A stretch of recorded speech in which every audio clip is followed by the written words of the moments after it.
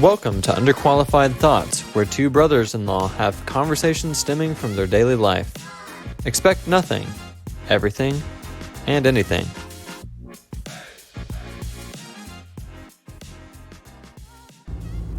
Is this going to be one of the most chaotic energy episodes we've ever done? It might be. Can you tell the people why?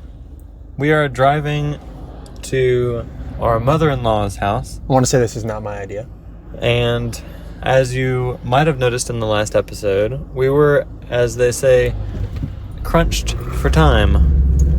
Did we talk about that? Maybe we did. They could probably tell just by the fact that I was rushing us at the end. Yeah, the fact that at the end that I was still processing and going through what I was thinking, and you were just like, sure, yep, Cool. yep, gotta go. Hey, well, so, it was a really good conversation. We got to get these episodes in. We got 10 days left. That's right. Well, You don't know. until the due date. Yeah, we could have 1 day left and she comes tomorrow. Anyway, so if you hear And by the way, what we're talking about is that my wife's due date is 10 days from Lily, today. yeah. A question that came up last time. So I'm just going to ask some unrelated questions to the episode today that came up while we were talking last time that I forgot to ask. Does Pam listen to the podcast, or did you just send her that one clip? I just sent her the clip. Okay. But I don't know if she actually listens to it. When you... So what we talked about last episode was the random commercial that you just decided to make for the heck of it. And we should go ahead and talk about the random commercial I added in the last one. No. That you don't know that we added. Because we just recorded the other one, obviously. No. We're not doing this. Maybe we are. Maybe we'll just set it up so that, we can already tell brands that want to partner with us. Like, look, we already have our, hey, Andy, our listeners ready. What brand do you want this time? I don't know. It's not coffee. Something that I would actually enjoy to consume. I'll have to find some sort of a thing you enjoy and make a commercial for it. Yeah. You'll probably just make a ad for LinkedIn for this episode. I might. But so when you sent me that clip, you sent me some screenshots of text messages saying that's hilarious. I thought you were just talking about our episode. No. And I was like, Pam listens to our episodes, and that threw me for a loop. Yeah, no, Kendall sent one of those and she listens to them, but Pam, she definitely, I don't know. We'll have to ask her. Well, if we ask her, I'm assuming she'll listen to at least one, but I don't know if she's picked it up and listened to it thus far. Yeah, I can't imagine that. You have to be a very special person in our lives to listen to this sometime. Are you saying she's not? Okay, You're saying that you don't think that she's someone who frequently listens to podcasts or wants to spend her time listening to us ramble. She seems like she would be a podcast person. I don't know that much. We'll find out tonight. Hey, to be fair, for Christmas, I bought her wireless earbuds. But you can't. No, Oh, that's in the past. Yeah. Remember last year I had her for Secret Santa, and I got her wireless earbuds. I see. I would say I'm gonna have to start editing this one too. No. This you gotta leave this chaos in, because without even noticing it, seamless transition. Talking about people who may or may not listen to our podcast. Have you told anyone outside of our immediate friend circle that you're doing this? No. For the first time, I said the words, "I am making a podcast." Wow. I felt gross saying it. I don't know why. It felt that I was doing this self-promotion of someone who has a personal brand, which obviously nothing against someone who has a personal brand. It just didn't feel, as you would say, authentic to me.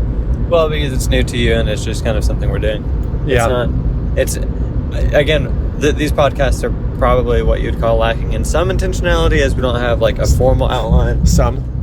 I'm just trying to make it sound somewhat intentional. The intentionality here is us spending time together, learning about each other, and doing something fun that is something our kids can view in the future. Hopefully so. If they want to. Yeah. Yikes. I know, right? So speaking of people who may or may not listen, we were at this is a long jump. So Caitlin has friends from college, and one of her friends from college married a guy named Cesar, and it was his birthday last week. So we go to his house for his birthday party, which was just a bonfire in his backyard. And so we're there with majority of people I don't know, and then the few college friends of Caitlin who I've met before and I'm friends with, one of which was there at the night Caitlin and I met. So that was That's a wild connection there. But their names are Rebecca and Madison, and then the wife of Cesar is Katie. So I told them all and sent them the link to the podcast. That's a big step. Too. I know. You didn't even have to make them look for it. You just sent them the link. So like I brought it up. I don't know how it came up, but I just was one of those moments where it was pretty clear cut of I can either avoid this thing that perfectly fits in this conversation, which is the fact that my brother-in-law are making a podcast, or I can say it. And I said it, and it felt like I was like, we have a podcast. Like I definitely didn't say it smoothly, but they got really excited. Are they listening to it? I don't know. Like, I don't have their phone numbers, so I haven't. Hey guys, text me 903-245-5505. Let me know if you're listening. Now you're just soliciting text messages from anyone who might be listening. I don't know. Like, so Madison said which I had intuited this, which is one of the reasons I felt safe bringing it up. I intuited, or maybe Caitlin had told me in the past, that she is a person similar to Kendall who just enjoys listening to podcasts. Like, that's her thing. That's one of her hobbies, is listening to podcasts. So I was like, hey, just throwing it out there. We have a podcast. I don't know if they're listening. I was looking at that in our analytics. You can't, whatever website we're going through, at least I haven't figured it out yet. It doesn't seem pretty clear. No, you definitely can't see. Specific. There's no comment section, which is now why you're just slinging around your phone number to get feedback from someone somehow. But there's also no, like, it has something where it tries to guess how many followers we have. But I was thinking that in Spotify, because you can subscribe to a podcast, we could see how many people have subscribed, and that there's not really something for that. So we have no clue who's really listening to us. That's why we should have them text a hotline or something. Or the reason I'm bringing all this up is because now I have done the uncomfortable, the marketing, the first marketing of our podcast. And by the way, when I said it, I didn't just say Underqualified Thoughts. I said it so fast. I was like, the Underqualified Thoughts podcast, which was funny because in the intro you say Underqualified Thoughts because I pointed out that it was too wordy. And what was funny was in the moment I didn't remember that, and I just said it, and it sounded really wordy. But they were complimentary. Rebecca was like, "Oh, that's a really good name." I was like, "Thank you. I needed that validation." That's so funny. So the reason I bring all this up is because I asked you the other day, and the theme of today's episode is we've joked about this topic, and anyone who has interacted with you at all in the last month or two knows that your number one hobby is LinkedIn. Okay, so LinkedIn content creation, and I am over here hearing you listen to you say about how it's important to be authentic, how it's important to share yourself with the world, and you have not told your LinkedIn network about this podcast. Okay. And when I asked you why, you said it's not good enough. You're not ready to share it with the world. If we're going to do that, we need to come to this podcast with a bulleted outline. No, that's right. No. This isn't LinkedIn. We don't need we don't need one sentence paragraphs all the way down our post with emojis. No, I think the last 2 or 3 episodes we've created have actually been pretty good. So good enough. As we develop, I certainly don't mind throwing it out there. But for the same reason you say that I can't include any video or photos of you without your consent. Some things need to be polished before we share it with the world. Well, that's the whole point. You've done the polishing and you've posted it to the world. Someone from LinkedIn or who you know, like our friends who are listening to it, can find this, and strangers can find this. I suppose they can. But I just think it'll take some time. I think the first 10 episodes will be 10. Yeah, the first 10 will take some of the edges off of it and give us a good product. And then once we do that, then marketing will be a little bit easier. Maybe I just underestimate. If I want someone listening to this podcast, and obviously if we do this for a year or two and we really enjoy it and this becomes like our main hobby and this is like something that we really go for, that's a different story. But right now, it feels like if you are listening to this podcast, you gotta know. You gotta hear every episode. Yeah, otherwise it'll be too disconnected. Yes. And maybe we get to a point, like obviously we get to a point, when you have 2 years of content, I don't expect someone to binge our entire podcast library. It feels now if we're going to show it to someone, show it to them early so they can see, like, be there from day one, Yeah, that was the end of the story. And, in the future, maybe there is like a good setup where it's a clear distinction from episode to episode. Like the title of the episode is, today we're talking about, like our finances and how that's worked over the past 3 years. Like a really clear topic. Right now, like the episode titles pretty much give away exactly like, this is what we're doing. We're just to be fair, we've kind of built in a rhythm of that. We just have banter about random topics for the first 10 to 15 minutes, and then we have something good to talk about. Maybe we'll get better at that, because I felt like I could have talked once we started talking, I felt like we could have talked for an hour about the topic that I was being interviewed about last episode. Oh, yeah. But that was because, one, I didn't prepare my thoughts ahead of time, and two, we are tight for time, which is why I'm sure you can hear all of the background noise of us driving to our in-laws' house. Yep. It is what it is. It's better than being late because family matters. I'm very comfortable with being late, not just in family circumstances, but comfortable with being late circumstances. I made Andy get in the car and go early. Yeah. Oh, it's not just. I love Pam's coffee. Everyone who drinks it says it's amazing. I love things that are meta. Like, I find it really entertaining. Yeah. And so I would absolutely love to create the meta of Pam's coffee. Like, I couldn't the car seat and allow myself to not like Pam's coffee. Turn signal and everything, the chaos that's going on. This person who's walking on the road. Complete is always better than perfect, in my opinion. This man's just walking on the road. What? There's no sidewalk. He could get hit by a car. That's what I don't understand. We're in the country. Yeah, we are in the middle of nowhere. 10 to 15 minute mark. Here we go. All right. Well, hold on. No. I'm the interviewee here. That's right. Or is it interviewer? Interviewer. You're the interviewee. That's right. So all of that banter, which we could have had a seamless transition, and then we just, talk nonsense for a little bit, which is kind of our MO at this point. Maybe we'll get better at that. This is your episode to talk about LinkedIn. And I don't really have an opening question because I know you have like opening remarks. If this was a speech, like you would give your opening remarks. So I know I don't even, and then I'm just going to ask you questions based off of that. So, all right, give me your one sentence paragraphs with the emojis. Okay, I can't speak like that, but I will say this whole thing. He called it a hobby, the LinkedIn hobby. It's not really a hobby; it's an engine. Is it more for me? Than that? For me, it's purely an engine to find a way to exit, transition, whatever the right word is, from education into the corporate world, and do so while I'm still in my own job.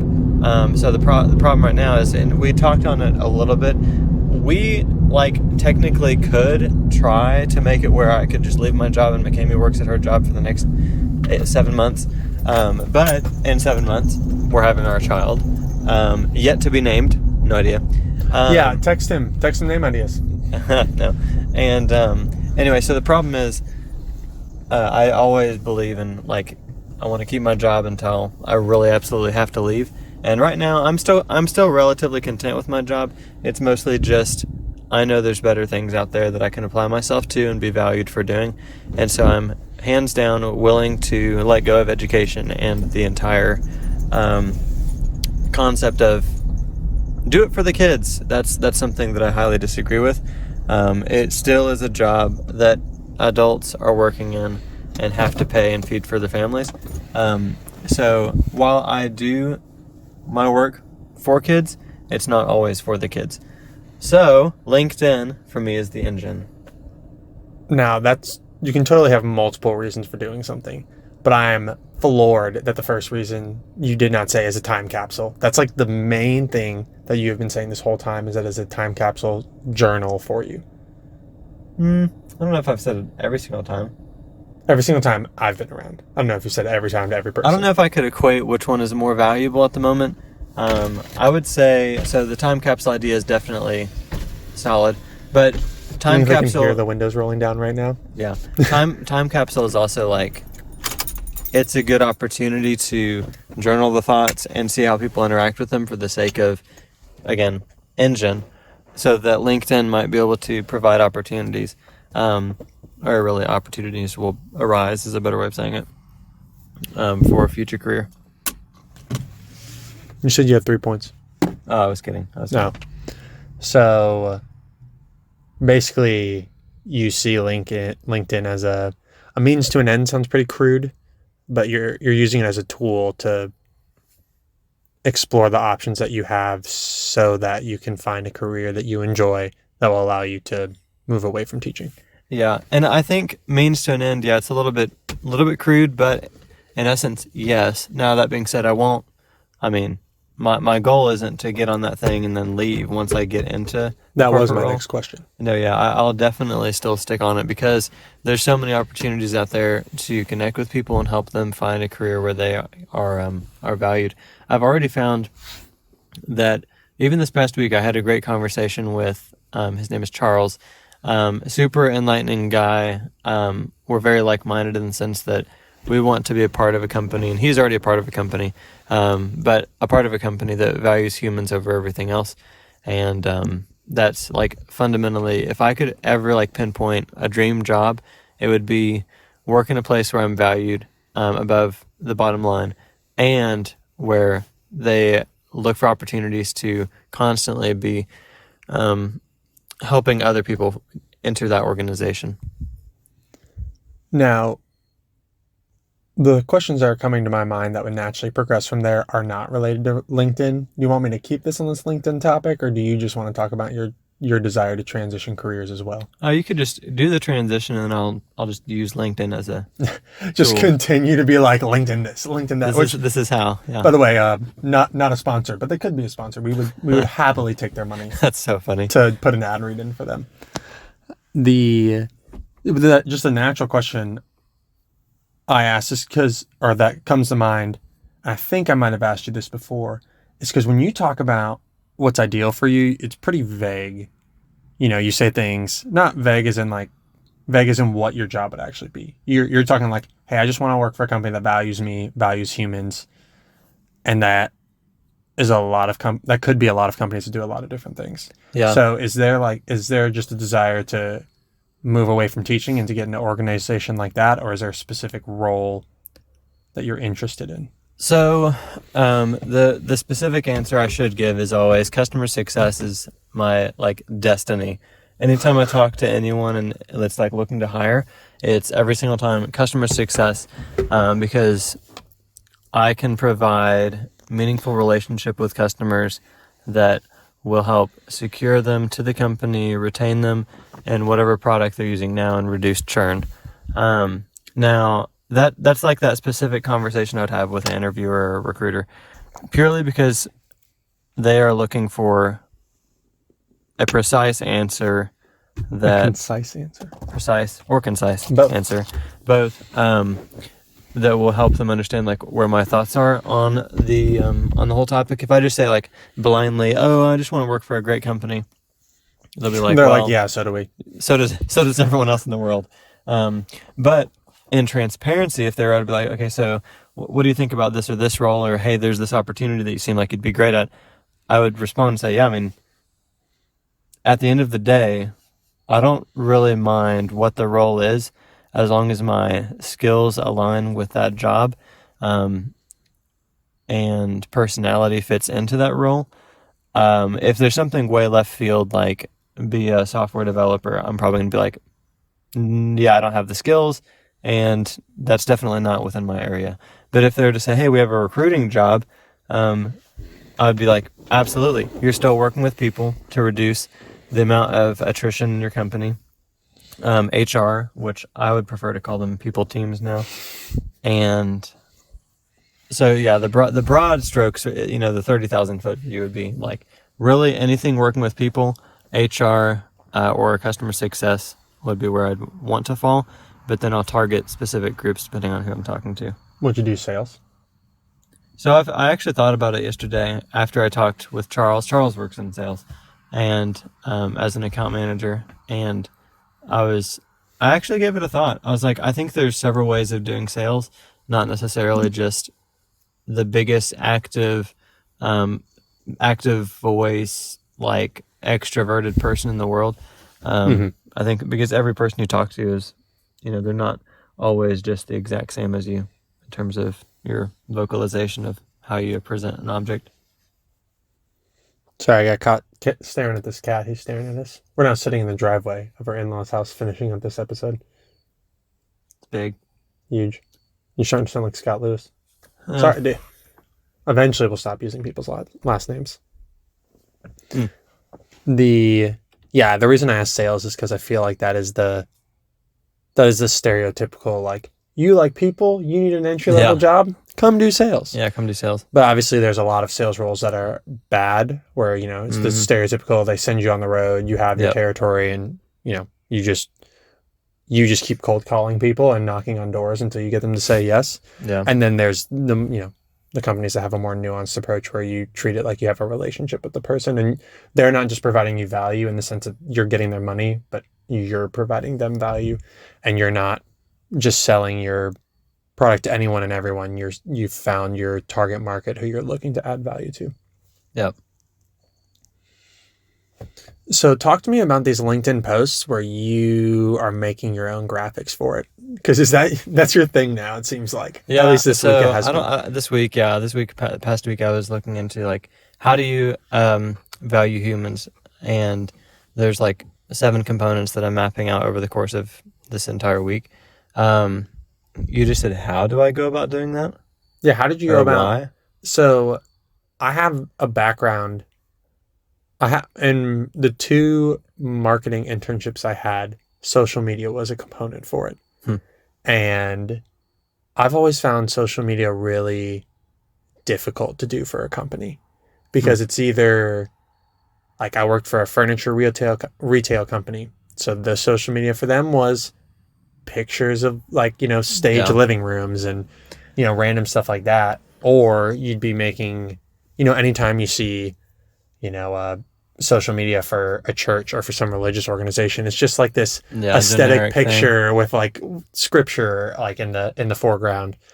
And when I see yours, I have a hard time not just looking at it, like, this looks like a company's social media page. That's so funny. No, I guess I do believe in personal branding, which is a really hot topic. If you wanted to, like, some people will be like, super, wow, you're a narcissist. And then others will be like, that's a really good idea, because the future is personal branding.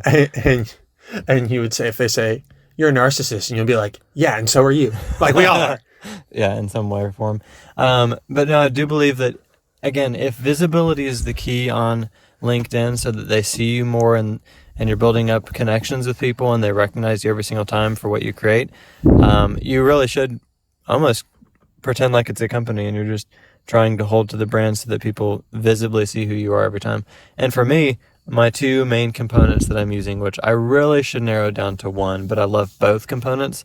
My 1 component is the rocket ship. I absolutely love that emoji. And huge emoji. If you could trademark that emoji, you would find a way to do it. I would. And then 2 would be, like, gradient colors, specifically blue to, like, a rose, orange to rose, and like a light green to rose. I can't believe that you put this much thought into it. No, anyway, so, and then the backgrounds, if you're, like, have a code book of, like, how your brand would operate, would be, it's black with, like, organized stars for thoughts that are singular, and then unorganized stars for thoughts that are plural. Well,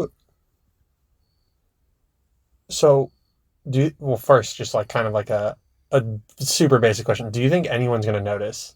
I have no idea. And second, I have no idea. Like, I'm assuming are you doing that because you think that helps you?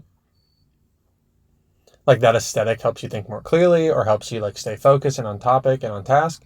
Or is it genuinely just, like, you're building your personal brand, and when someone asks you about it, it's like one of those things, it's like, it's been there the whole time and you just didn't see it? Yeah, I don't really know. I think the first one, like, it is kind of I like having all the ducks in a row when it comes to the graphics. Like, this week, the project I'm working on is I think it goes like the little slides I have every day. It's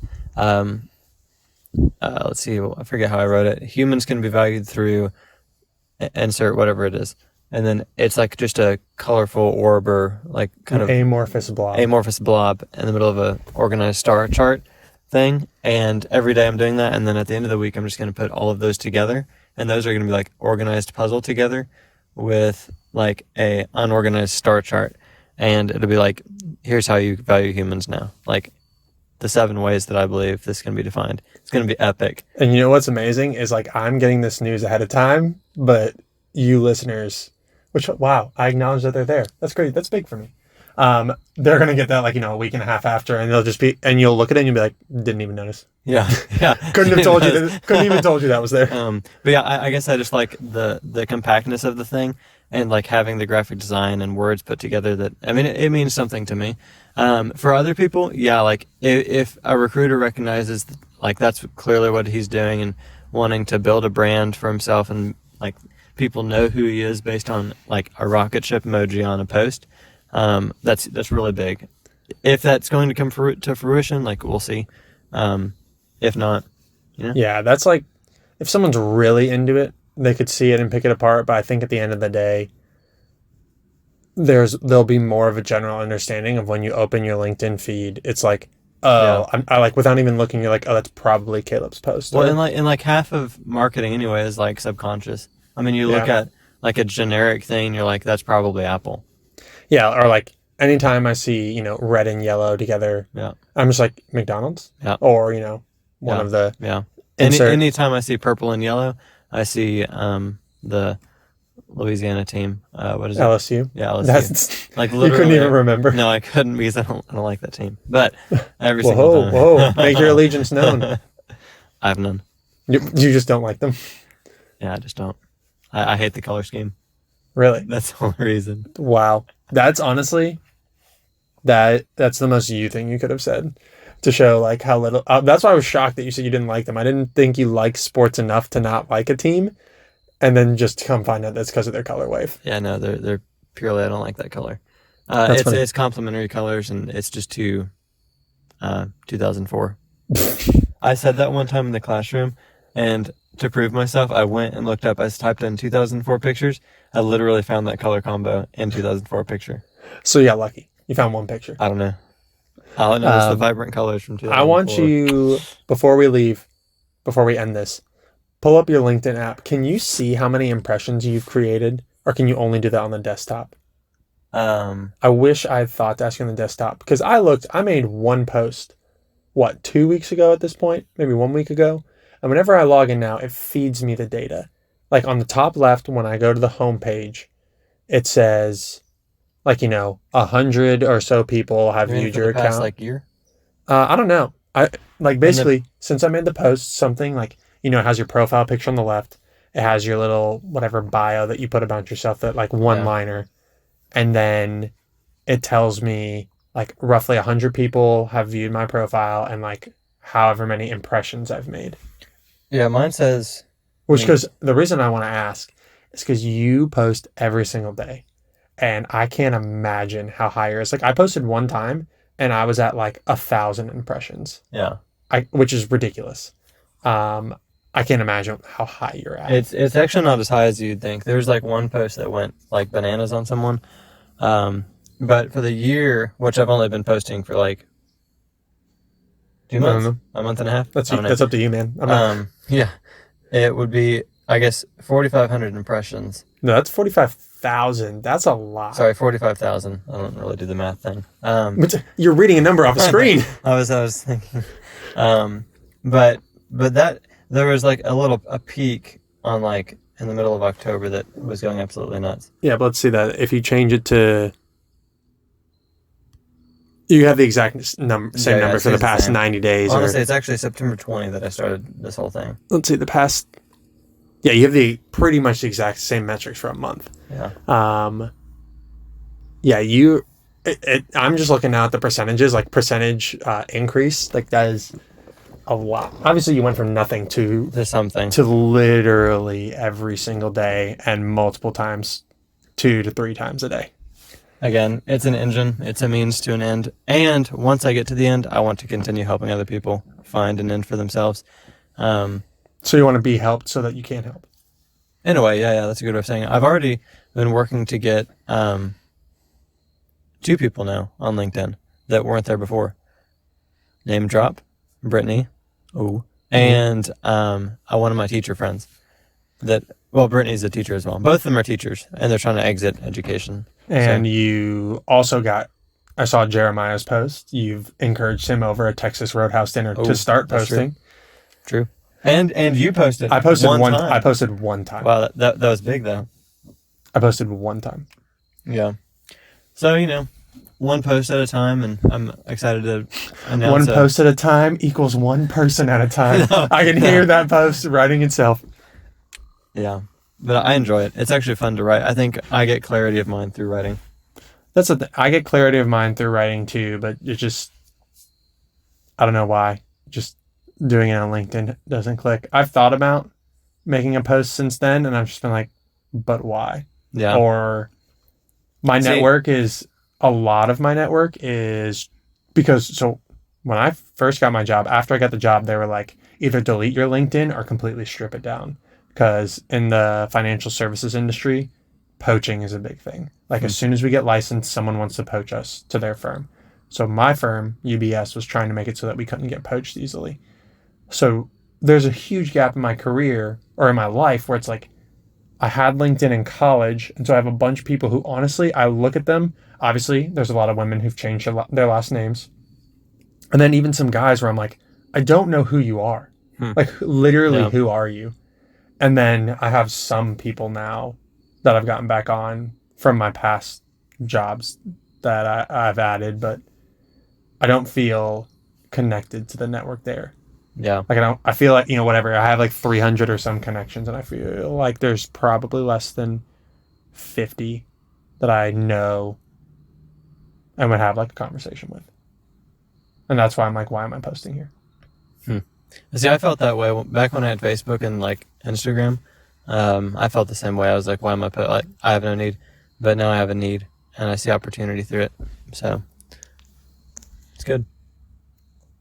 Just want to point out the fact that we've gone over a half hour and you were totally content with that because we were talking about LinkedIn.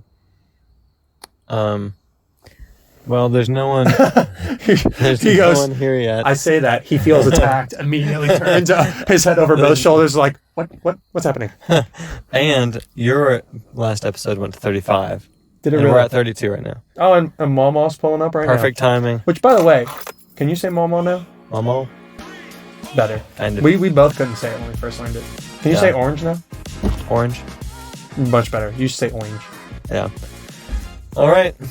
Goodbye, everyone. Ta-ta.